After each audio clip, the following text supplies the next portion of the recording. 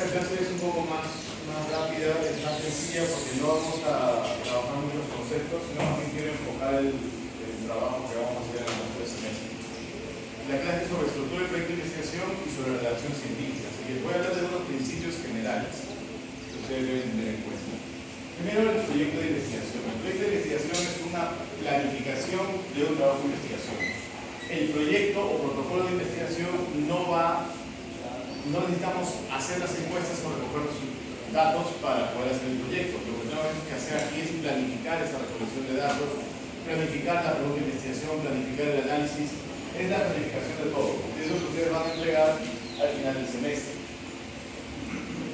Y de los capítulos. El primer capítulo va respecto al planteamiento del problema. El planteamiento del problema es todo el preámbulo que hay que dar para que la pregunta no quede descontextualizada. La pregunta de investigación ya habíamos visto que puede ser descriptiva, puede ser analítica, ¿no? Y se formula en forma de una pregunta. La pregunta de investigación se formula en forma de una pregunta. Pero para llegar a esa pregunta de investigación hay un preámbulo que tengo que hacer. Por ejemplo, la descripción del problema. La descripción de la realidad problemática, eso seguramente en su práctica lo van viendo, es dar el contexto primero global y luego específico de la pregunta de investigación. Por ejemplo, si yo quiero saber, si mi pregunta de investigación es fumar aumenta el riesgo de cáncer de pulmón en trabajadores de una empresa X, estoy viendo, lo que quiero saber es si es que fumar aumenta o influye sobre el cáncer. El problema que yo quiero resolver es el cáncer del pulmón, a través de ver si se relaciona o no con el tabaquismo.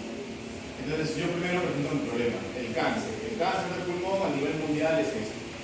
Hay tantas personas con cáncer a nivel mundial, luego a nivel regional, luego a nivel nacional, y así poco a poco voy dando el contexto, ¿no? Dando el contexto primero geográfico, luego el tema, de repente primero hablo del cáncer del pulmón, luego hablo de los factores de riesgo que ya se sabe que están relacionados al cáncer del pulmón, para luego pasar a hablar de la controversia o las brechas que hay en la investigación respecto a la relación de fumar con cáncer del pulmón.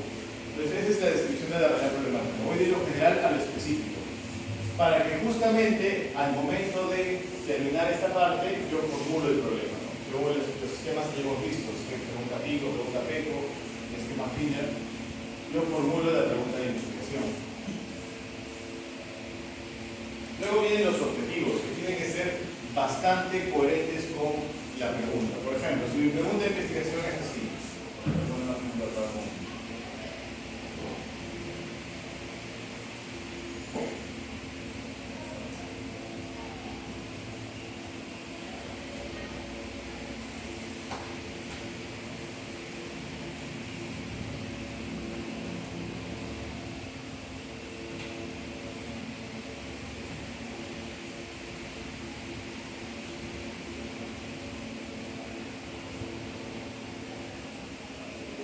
¿se ve?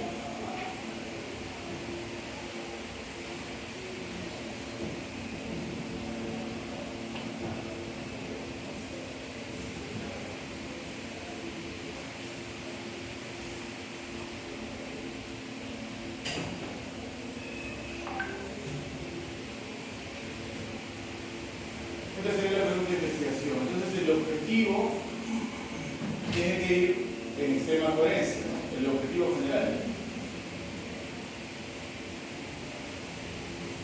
sería determinar si existe.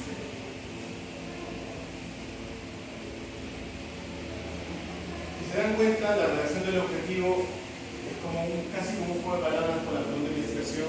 La pregunta de investigación va de forma de pregunta porque lo que acá quiero hacer notar es que hay algo que no se sabe. Pero el objetivo empieza con un verbo infinitivo porque lo que hago aquí es una acción.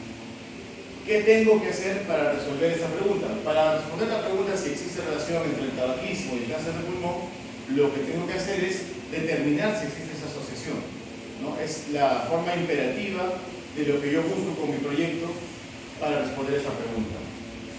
Y están los objetivos generales y los objetivos específicos también. Va a haber una clase específica de cada cosa, no es tanto que se aprendan ahorita esto en una presentación.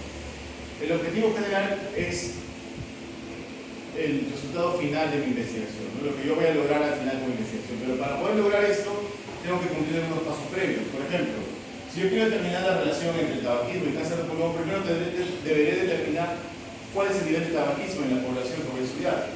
Luego deberé determinar cuál es el nivel de cáncer de pulmón, cuántos de ellos tienen cáncer de pulmón, para a partir de ahí poder ver la relación entre ambos. Esos objetivos que van entre medias, que son pasos previos para llegar al objetivo general, son los objetivos específicos. La comprensión de los objetivos específicos deriva en el cumplimiento del objetivo general.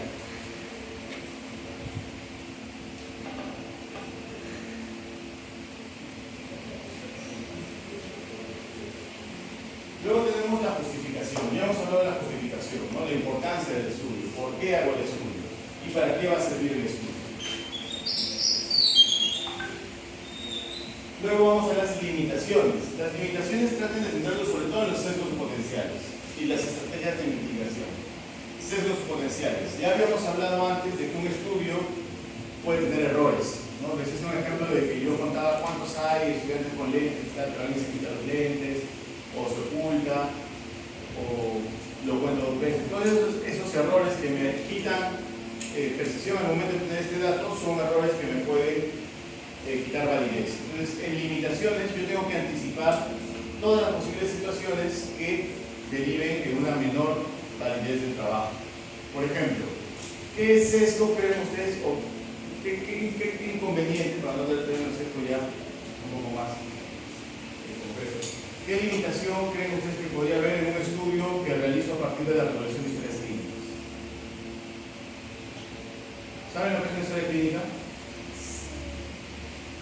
¿Qué es una historia clínica? El registro que mantienen los registro de pacientes que llegan a centros médicos. Claro. ¿Y qué limitación? ¿Cuál es su nombre? ¿Tu nombre? ¿Cómo? Yaret. ¿Cuál es la limitación que es Tere? Yaret. ¿Cuál limitación crees que derivaría del uso de historias clínicas? ¿Ya explicaron lo que es una historia clínica? Sí, exactamente. ¿Qué limitación o limitaciones crees que pueden haber? Sesgos, errores que crees que pueden haber a partir del uso de historias clínicas para una investigación.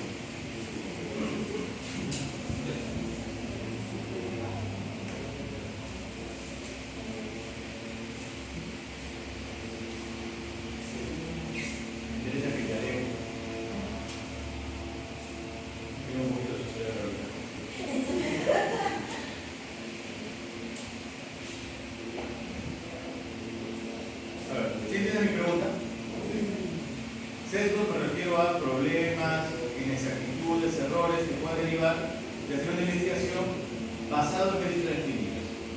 Si escuchaste lo que es historia clínica, ¿no? ¿Qué errores crees que podrían aparecer ahí?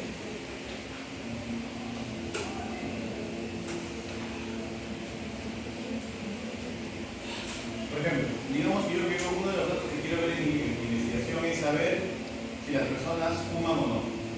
¿Ya?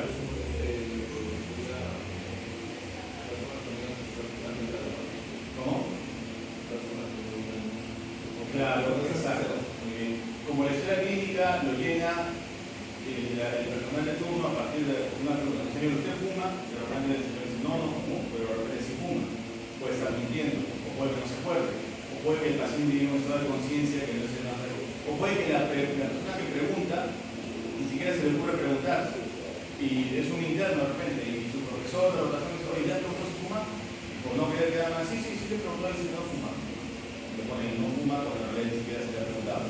Todas esas cosas pueden pasar cuando yo reviso una historia clínica, por ejemplo. Y eso que intuitivamente respondan, ¿qué tipo de sesgo creen que sería? ¿Sesgo de información? ¿Sesgo de selección? Sesgo de información. Estoy trabajando con información que puede ser falsa, puede ser equivocada. Eso puede pasar con encuestas también. No hay sesgos de memoria, la gente no se acuerda, o de habilidad social. A veces las personas, por ejemplo, si le preguntas a una señora que va a un centro de salud si le está dando el tratamiento a su hijo, difícilmente, o sobre todo si está de repente en frente de otros pacientes, te va a decir la verdad que no le di porque le va a dar vergüenza, ¿no? Entonces siempre van a haber sesgos de información, sesgos de selección de repente. Si yo les hago una encuesta ahorita voluntaria preguntando si les gusta llenar encuestas, obviamente va a salir que todo el mundo le gusta llenar encuestas porque quienes llenan encuestas más probablemente sean los que les gusta llenar encuestas. es un resultado completamente sesgado. Entonces tengo que yo tratar de mitigar esos sesgos. Entonces en la parte de limitaciones hay una clase también específica de eso, solo que es en la unidad 4 me parece. Es bueno que anticipen desde ahora qué potenciales sesgos van a poder ustedes tener. Si van a trabajar con encuestas, sepan que hay sesgo de memoria, sesgo de disabilidad social. Si van a trabajar con fuentes secundarias, por ejemplo, historias clínicas, puede haber sesgo de información. Traten de ver todo eso. ¿Y cómo lo van a mitigar? ¿Cómo mitigarían, por ejemplo, el sesgo de deseabilidad social? Entonces yo pregunto algo que puede ser un poco vergonzoso admitir que no lo estoy haciendo. Por ejemplo, que les puse. Si le pregunto a una señora que va por el control de crecimiento de su hijo, si le está dando el sulfato ferroso que le debería dar, ¿cómo podría disminuir la posibilidad de que la señora me miente? ¿Qué se les ocurre que podría hacer? Tengo que preguntarse. Ya, a dar un buen ambiente, darle confianza, ¿no? De repente no exponerla, no preguntárselo en frente de las demás personas, sus amigas, de su familia, de su esposo, qué sé yo. Llevarlo a un ambiente un poco más privado, donde ella tenga la posibilidad de poder ser más sincera, ¿no? Muy bien. Luego vamos al capítulo 2. El capítulo 2 es el marco teórico, es decir, toda la información que ya se sabe, toda la información ya investigada, todo lo que he tenido que revisar para poder plantear mi pregunta de investigación. Y esto va a dos niveles, los niveles básicos y los niveles avanzados. El nivel básico es, por ejemplo, si yo quiero ver la relación entre el tabaquismo y cáncer de pulmón, tengo que saber qué es el tabaquismo, qué es el tabaco, qué sustancias químicas tiene el tabaco, cuál es el efecto de las sustancias químicas del tabaco en el cuerpo. Tengo que saber qué es el cáncer de pulmón, cuáles son los tipos de cáncer de pulmón, cuáles son los tipos histológicos de cáncer de pulmón. Si ustedes quieren ver, por ejemplo, quieren determinar el nivel de anemia, una población tiene que ver qué es anemia, cuáles son los tipos de anemia. Si quiero ver la relación entre la adherencia al tratamiento de anemia y el rendimiento académico en niños, tengo que saber cuáles son los tratamientos de anemia, ¿no? ¿Qué se entiende por rendimiento académico? Todo eso es el nivel básico. Y luego están los niveles avanzados, que es ya la investigación de frontera, es decir, lo último que se sabe. Por ejemplo, si yo quiero saber, mi pregunta es, ¿cuál es la relación entre la adherencia al sulfato ferroso y el rendimiento académico en niños? Tengo que saber cómo ha sido esta relación en otros contextos, qué cosas he investigado de esto. De repente hay estudios en China, hay estudios en Estados Unidos, hay estudios en Asia, hay estudios en Latinoamérica. ¿Qué es lo que han encontrado esos estudios? Y si hay estudios en Perú, ¿qué es lo que han encontrado esos estudios? De repente no ha sido en niños, de repente ha sido en población general, en gestantes, qué sé yo. Entonces tengo que saber qué es lo que se sabe del problema, lo último que se sabe del problema. Eso también forma parte del marco teórico. Esto último que se sabe del problema va en la parte de antecedentes de investigación. ¿Okay? Es de 6 a 12, pero la práctica ya no recomiendo que sean 15. Vamos a corregir esta diapositiva. Tiene que ser 15. 15 antecedentes de lo último que se ha investigado sobre el tema que voy a trabajar. Tengo que analizarlo y sintetizar críticamente para que yo pueda saber, ok, se ha investigado esto, eso es lo que se sabe. Entonces, a partir de eso, yo puedo preguntarle qué es lo que todavía no se sabe. Y en esa brecha de lo que no se sabe es donde tiene que estar enmarcada mi pregunta. Las bases teóricas es lo que les decía, la parte básica. Chicos, presten atención, por favor. La parte básica, la parte de la fisiología, la fisiopatología, ¿no? Si yo quiero trabajar con anemia, ¿qué es la anemia? ¿Qué tipo de anemia hay? Todo eso tiene que ir en la parte de bases teóricas. Por ejemplo, si yo quiero ver el estudio que les mencioné, ¿no? De adherencia al tratamiento, tengo que también saber teorizar qué cosa es la adherencia al tratamiento, qué entendemos por adherencia al tratamiento y qué formas de medir tiene la adherencia al tratamiento.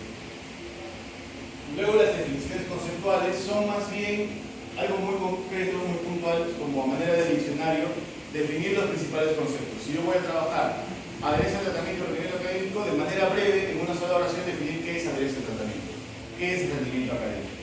Esto es más como un glosario de consulta, no tanto un desarrollo teórico, sino un glosario de consulta para quien lee el proyecto, en alguna parte no entiende un término, estoy leyendo el proyecto, no sé, el rendimiento académico, pero me está hablando de no sé, lo veo acá, ¿no? En definiciones conceptuales.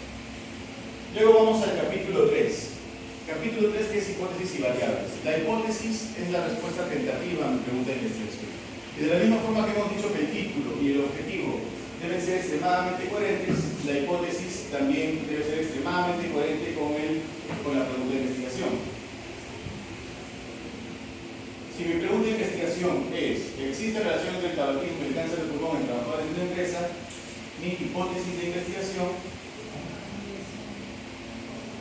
Primero, ¿qué es lo que ustedes más probablemente, según la evidencia, lo que han leído, creen que sea la respuesta correcta a esto? ¿Que sí existe relación o que no existe relación? ¿Qué opinan?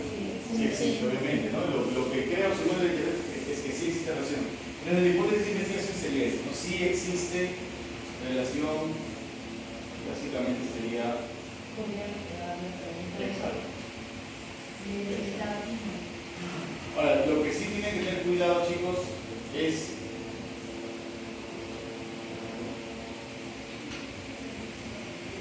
este es un ejercicio de copiamos y pegamos porque me da flojera volver a explicar todo esto. Pero hay que tener cuidado de cuál es el sentido de cada cosa. La pregunta es una pregunta que tiene que ser formulada de tal forma que pueda ser respondida con un sí o con un no. Ya traten de que la pregunta sea así. La hipótesis de investigación es la respuesta más probable según la evidencia que hay. En ese caso es que sí, sí existe relación. Y el objetivo general empieza con un verbo infinitivo. Lo que busca es una acción concreta para poder responder la pregunta y de esa forma contrastar si es que esta respuesta es correcta o no. Determinar si existe relación. ¿Ya? ¿Cómo? ¿Cómo? Sí, puede ser corroborar en el sentido amplio, pero ¿por qué decimos contrastar? Porque cuando ustedes avancen en el curso, llegan a la parte de hipótesis y van con las pruebas estadísticas, se acuerdan chi cuadrado, de estudio, de este tipo de pruebas, se llaman pruebas de contraste de hipótesis, para saber si es que la respuesta es sí o de repente es no. Porque si es una pregunta que puede ser respondida con sí o no, tengo que responderla de esa forma, es sí o es no. Y eso lo vamos a ver con las pruebas de contraste de hipótesis. Por eso estoy usando el término contrastar de hipótesis. ¿Ya? Y eso me da pie a poder hablar de los tipos de hipótesis. No lo tienen que aprender ahora, pero sí deben saber que además de la hipótesis de investigación, que es la respuesta más probable según la evidencia que hay, están las hipótesis estadísticas, que son dos, la hipótesis nula y la hipótesis alterna. ¿Han escuchado esto antes o no? La hipótesis nula es la respuesta a la pregunta que dice que no hay asociación. Y la hipótesis alterna es la respuesta a la pregunta que dice que sí hay asociación. Y yo cuando hago una prueba de contraste de hipótesis tipo chi cuadrado, tipo t de student, puede tener un valor de p, y según el valor de p, yo voy a decantarme por mi conclusión, si va a ser la hipótesis alterna o la hipótesis nula. ¿Ya? Obviamente todo esto aplica cuando es un trabajo analítico. Si es un trabajo descriptivo, no tiene sentido preguntarse si es que va a haber asociación o no, porque los trabajos descriptivos no ven asociaciones. Luego vienen las variables. Ya hemos hablado de las variables un poco en la primera clase, que son características que varían de sujeto en sujeto. Y las puedo operacionalizar. Hay una clase específica también de esto, así que no se preocupen. Luego viene la metodología. Primero escogemos el tipo y diseño del estudio.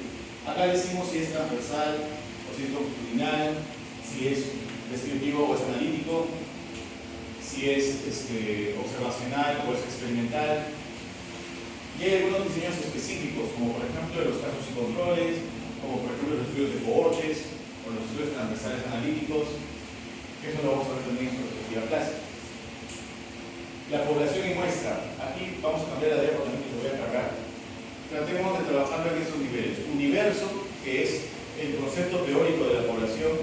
Por ejemplo, si yo quiero trabajar en niños menores de 5 años, ese sería el universo. Niños menores de 5 años. Cualquier niño menor de 5 años que existe en el mundo entra en ese concepto de universo.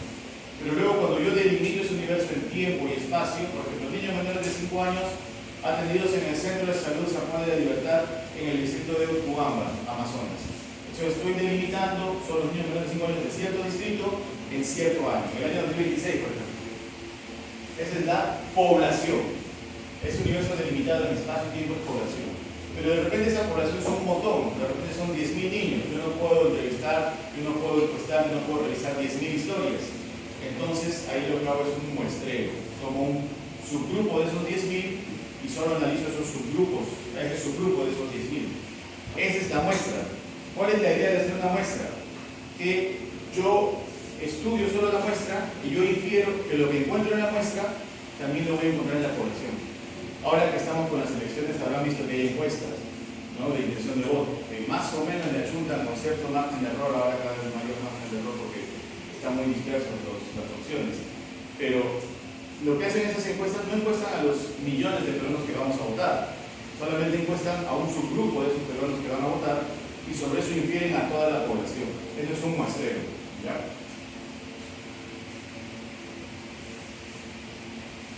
Y vamos a tener que definir cómo vamos a seleccionar esa muestra y de qué tamaño va a ser esa muestra. Luego vienen las técnicas e instrumentos de recolección de datos. Aquí tengo que saber, o sea, para ustedes, ¿cómo creen, digamos que una de mis variables es la edad? ¿Cómo creen que yo puedo medir la edad de una persona? ¿Qué creen que yo debería hacer ahorita para saber sus edades de cada uno de ustedes? ¿Cómo preguntarle? Pero de repente yo creo que ustedes no me van a poder contestar sinceramente o por alguna razón se prohíbe hacer este tipo de encuestas. ¿De qué otra forma yo podría saber la edad de todos ustedes? Viendo el DNI y la fecha de nacimiento, ¿no? Y restar la fecha de nacimiento con la fecha actual y todo se capta. Si ustedes fueran pacientes en un hospital, podría ver su edad al momento de la que se registró en la historia clínica. Puedo sacar ese dato de otro lugar. Se dan cuenta que hay varias formas de medir la edad. O sea, es una sola variable, es la misma variable, pero la puedo medir de varias formas. Y hay formas más válidas que otras. ¿Cuál sería la forma más válida o exacta de medir? De las que hemos dicho, ¿cuál sería la mejor forma de medir la edad? Del DNI, es la más certera, la más exacta, ¿no? Entonces, técnicas e instrumentos de recolección de datos, yo tengo que especificar cómo voy a medir la variable, con qué instrumento voy a medir la variable, y también saber de que algunas formas de medir la variable son más válidas que otras. Entonces yo tengo que buscar la forma más válida de medir las variables de manera viable. De repente para mí ahorita no es viable pedir ese DNI, no lo tiene, o no me lo quieren dar, qué sé yo, tendría que ver otra forma de medir la variable de datos. Luego viene la parte de procesamiento y análisis de datos. En esta parte lo que vamos a hacer primero es estadística descriptiva para describir las características de la muestra, y luego estadística inferencial para contrastar hipótesis. O sea, para responder nuestra pregunta, a ver si hay o no hay asociación. Para eso usamos las pruebas inferenciales como chico alado, t-student, u otras medidas de asociación como por ejemplo el odds ratio, el riesgo relativo, el hazard ratio. Y los aspectos éticos. Tienen que saber, chicos, de que toda investigación tiene que ser un beneficio para el paciente. Ya va a haber una clase de esto, pero antes, por ejemplo, en la Segunda Guerra Mundial, se acuerdan que hubieron experimentos nazis con prisioneros de guerra, y muchos de estos experimentos la gente, o lo que hacían, lo justificaban diciendo, pero a ver, estamos sometiendo a un sufrimiento enorme a un pequeño grupo de personas para justificar un beneficio para un gran número de personas. ¿Qué opinan de eso ustedes? ¿Les parece aceptable o no? ¿Les parece aceptable que un pequeño grupo de personas se sacrifique por un grupo más grande? Un grupo más grande se beneficia a más personas, ¿no? ¿Qué opinan?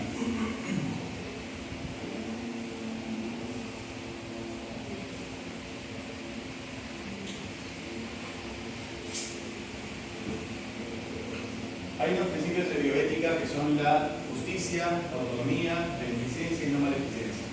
Justicia significa que los beneficios y los riesgos de las investigaciones deben ser repartidos de manera equitativa. No es justo someter a unos cuantos sujetos solo a los riesgos y a otro grupo de sujetos solo a los beneficios. No es justo que la beneficencia y no maleficencia. No es justo o no debe haber un balance negativo entre riesgo y beneficio para alguien que entra en una investigación. Si alguien entra en una investigación, si alguien sujeto a una investigación debe tener más beneficio que riesgo, ¿ya? Y autonomía, debemos respetar la idea y la voluntad de los participantes. Si alguien no quiere participar o se quiere retirar, debemos respetar. Todo esto se representa en estos puntos. La aprobación del comité de ética. Toda investigación en seres humanos, en animales de investigación también, o cualquier investigación que pueda poner en riesgo el medio ambiente, debería ser aprobado por un comité de ética de investigación. Consentimiento informado. Toda persona que es sometida a una investigación debe estar informada de todo lo que se hace en esa investigación y poder aceptar o declinar de manera consciente e informada. Y el asentimiento en el caso de, por ejemplo, niños grandes, ¿no? El papá puede ser que da el consentimiento en el caso de los niños, pero de repente el papá da el consentimiento para que le tomen una muestra de sangre al niño y hay que pinchar del niño, y es un niño grande que no quiere, no se deja, no lo vamos a obligar, por más que el papá haya tomado el consentimiento informado, debe haber un asentimiento. Y la confidencialidad. Toda información debe ser confidencial, debe guardarse como el recelo necesario. Hay muchos estudiantes que, por ejemplo, en sus prácticas en los hospitales, he visto que toman fotos a una placa, un cuerpo extraño, me parece gracioso, toman una foto y lo publican en su estado, y en el estado a veces sale incluso el nombre del paciente. De manera descuidada están dando información. Imagínense, parece que el paciente no tiene ni idea. El paciente llega por emergencia, de repente ni escogió llegar a parar en un hospital. No tiene ni idea que hay alguien que de repente le está tomando fotos a su placa y le está poniendo en un estado. O hay gente que lo publica pero tapa el nombre. ¿Ustedes creen que esto es suficiente? Igual están poniendo información personal de alguien, por más que no esté el nombre, de manera pública. Cuando ustedes hagan sus tesis o hagan investigación, van a tener en sus manos a veces historias clínicas, donde va a estar la información más delicada que puede tener una persona, que es información de salud. Entonces tenemos que ser muy cuidadosos. Yo he visto a veces la gente pasa a la base de datos el nombre, el DNI y toda la info del paciente. Imagínense esa base de datos a veces la pasan por WhatsApp a sus amigos, o lo suben en un drive y pasan en el drive. Si se filtra, se pierde el laptop, qué sé yo, toda esa información queda a la de cualquiera que pueda ser mal uso. Entonces hay que tener confidencialidad. No solamente la voluntad de que nosotros tratemos con ese respeto de esa información, sino que el cuidado de que pueden pasar accidentes, mi dato se puede perder. Entonces no voy a guardar una base de datos con nombres o DNIs de información de salud, porque si se pierde, cualquiera puede hacer esa información. Pondré códigos para cada paciente.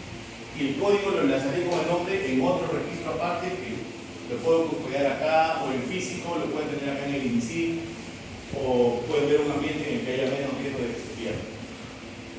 Y por último, los recursos y cronogramas. Esa es la parte administrativa.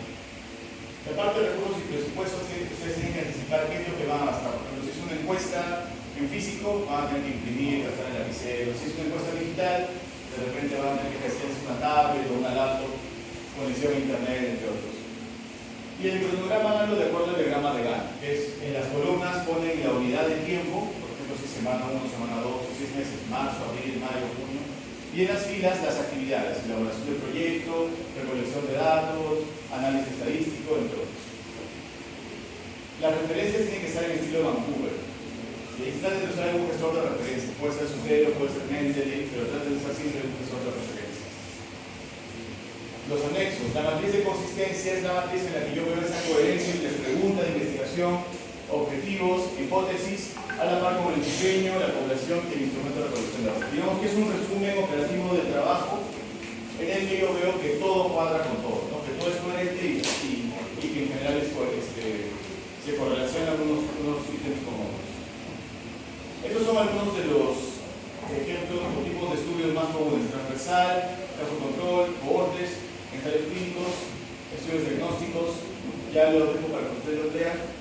Y esta clase de principios de escritura la había puesta en el aula virtual para que la consulten, pero es más que todo, es una cortesía de Rosa García, que es una docente también de nuestra universidad especializada en corrección científica.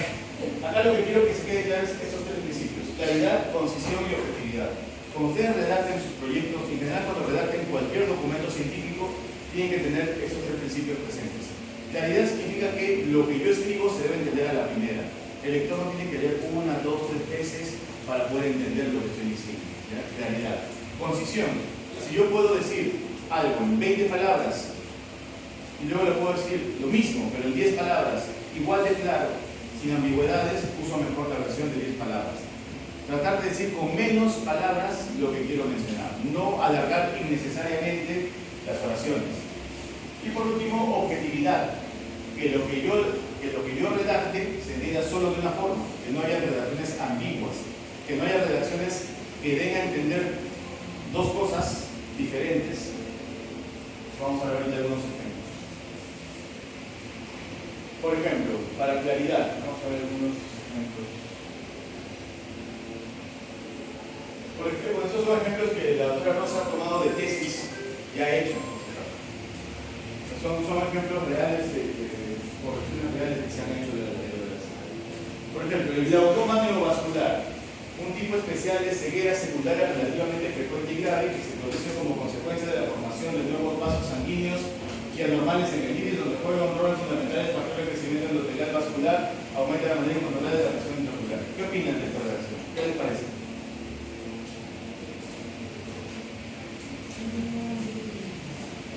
Muy bien. No es conciso. Muy concisa. No es conciso. ¿Qué opinan? ¿Qué sensación les da? A mí me da flojera. ¿No? Es como que mucho texto. Es mucho texto. Ahora, pero ustedes dirán, ¿cuál es la solución a esto? ¿Borrarlo o presentarlo de mejor manera? Es la sensación de mucho texto. Cuando yo veo algo con mucho texto, se da generalmente por una mala organización de las palabras. No porque en sí sea mucho texto, sino porque a veces no lo presentamos bien. Esta es una de las correcciones que presenta la autora. Claramente se han reducido algunas cosas redundantes, pero el hecho de ponerle un punto y medio hace que la redacción sea más descansada, más pausada. Yo no tengo que leerme todo de un tirón. Voy a leer la mitad, descanso y voy a leer la siguiente frase. ¿No? Y de esa forma es más fácil para el lector. Aquí hay otra solución. Otro ejemplo.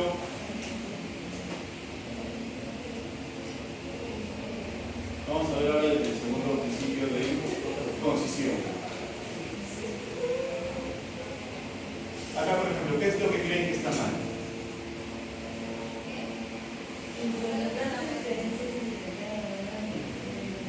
Mucha redundancia. Correcto. Incluso lo mejor, ¿no? Pacientes, la palabra se repite de manera innecesaria. Y aquí está mejor. Ya no vuelvo a usar la palabra pacientes porque ya se está entendiendo, se sobreentiende de que en la segunda oración me estoy refiriendo a los mismos pacientes de la primera oración. Entonces no hace falta repetir el término paciente. Vamos a ver un ejemplo de...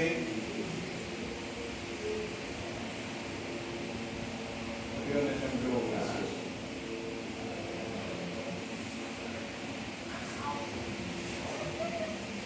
Prevalencia de bajo peso al nacer en neonatos recién nacidos. Hay una serie de datos, no sé los hay. Hay un montón de... yo sé que ustedes les ocurre un montón de formas, pero ¿cuál es la palabra, digamos, clave? ¿Cuál es la palabra de nuestro? Son iguales.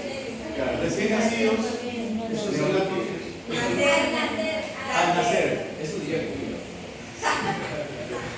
Prevalencia de bajo peso al nacer en neonatos recién nacidos. ¿Cuál de todo eso es lo que basta para que se entienda todo lo demás? El bajo peso y Digo, prevalencia de bajo peso al nacer. Puede ser, prevalencia de bajo peso en neonatos, ya. El término de bajo peso al nacer no es un término estandarizado de la condición, ¿no? Bajo peso al nacer se le llama así. Entonces, el decir bajo peso al nacer ya hace que en neonatos el recién nacido sea redundante, ¿no?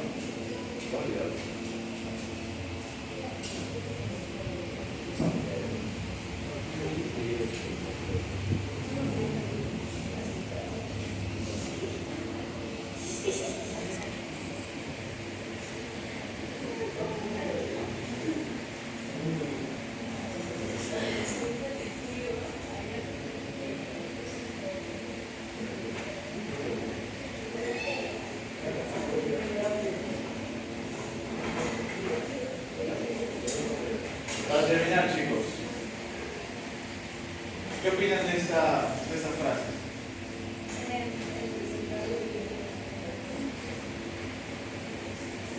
Este es el principio de objetividad. No suena. Miren.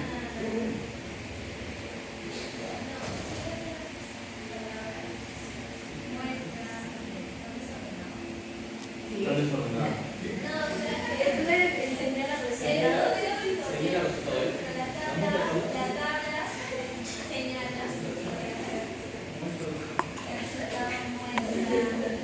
Ya, no está tanto con la elección de qué palabras, el problema no es tanto la elección de qué palabras, sino la construcción de esa frase.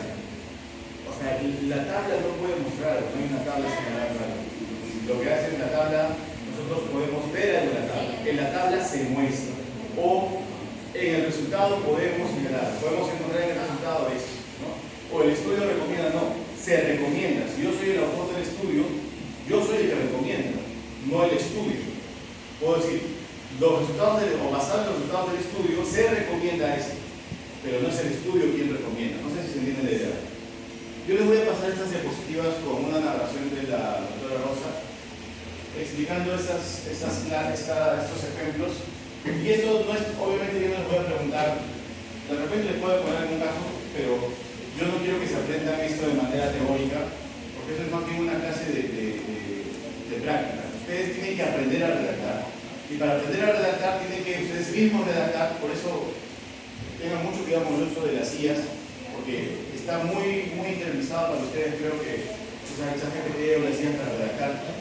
Pero el problema es que se están saltando el paso en el que ustedes mismos construyen su propia sintaxis para que luego se corrija. Si quieren, usen las IAs para que les corrija lo que ustedes hacen. Ustedes mismos redacten y dicen, oye, ChatGPT, ¿está bien lo que he hecho o qué errores he cometido? Y le vean el texto. Y vean qué correcciones son las que ChatGPT les hace. Pero no le digan a ChatGPT que corrija la redacción con ustedes. Porque le pongo mi texto y corrígemelo. Y veo lo que está corrigiendo, eso no. Eso no, porque es como que él está haciendo la parte, el trabajo más difícil con el que van a aprender. Se están autosaboteando. Una parte de este curso es aprender a redactar. Y para aprender a redactar tienen que saber qué errores están cometiendo. Si no se dan la oportunidad de saber qué errores están cometiendo y se van por ChatGPT para que ChatGPT corrija todo y lo presente, no van a aprender. Eso, y con esta clase creo que van a tener buenas herramientas para trabajar. Bien chicos, ¿alguna pregunta?